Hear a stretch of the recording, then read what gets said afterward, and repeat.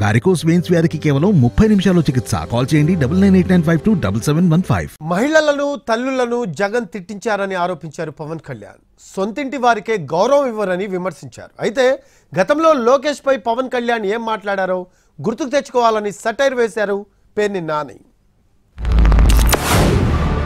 ఇన్ని దశాబ్దాల ఆంధ్రప్రదేశ్ రాజకీయ చరిత్రలో ఏ ఒక్క నాయకులు కూడా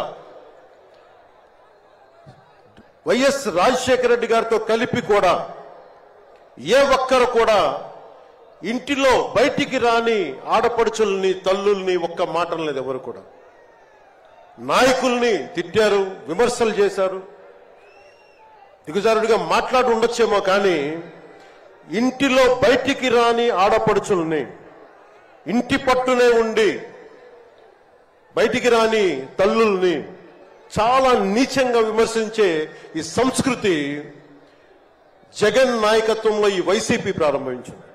లోకేష్ నాయుడు మీ అమ్మగారికి క్షమాపణ చెప్పాడా? నీకు క్షమాపణ చెప్పాడా? నీ కాళ్ళు పట్టుకున్నాడా?